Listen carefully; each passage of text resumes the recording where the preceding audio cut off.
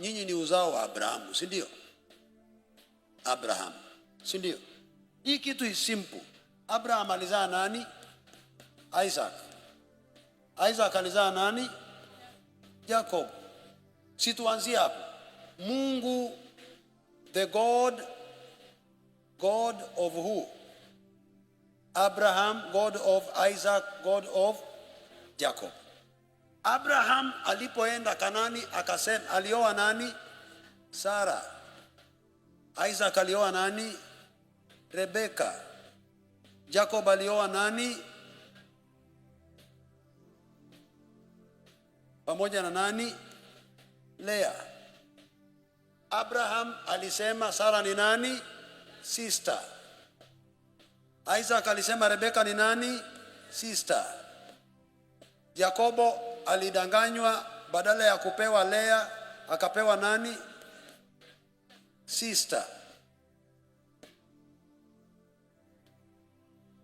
So huyu anaingia kwa shida ya uongo sababu huyu mzee ni muongo, na huyu naye anadanganywa sababu kwao ni uongo.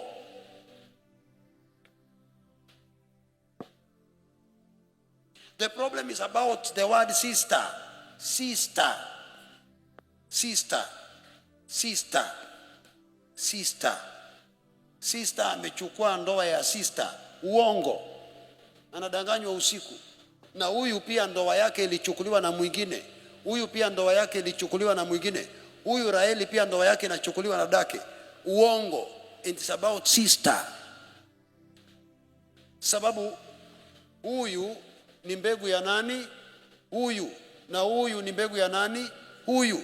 Sasa wewe utalaumu Isaac anadanganya, muulize huku kulitokaje? Mtu anaitwa Jesse. Babake nani? David. Babake nani? Solomon.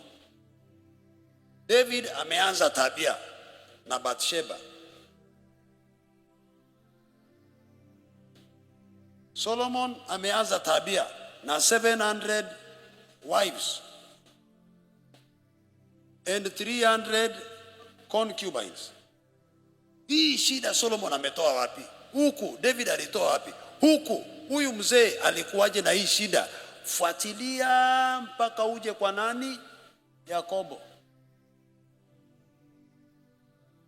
Maana Yakobo alizaa mtu anaitwa nani? Juda. Juda alitoka akaenda akaoa Kanani. Alipooa mwanamke huyo akafariki, lakini alikuwa na watoto. Kijana wake akaoa mwanamke mwingine. Kijana wake akawa mtu mbaya kama wa Kanani tu. Kumbuka wa Kanani ni mabaya. Lakini Juda akaenda akazini na mke wa kijana wake, ndio akazaa hawa watu mpaka kwa Jesse. Hii kitu iko. Nikikwambia siku moja nitakuja hapa nianze line kutoka hapa Yakobo hapa, nikwambie vile hii stain ya Solomon ilitoka huku. Mungu ananipa ufahamu huu niwafundishe, wakurekebisha arekebishe. Hii stain itoke kwa familia yako, waanze maisha mengine.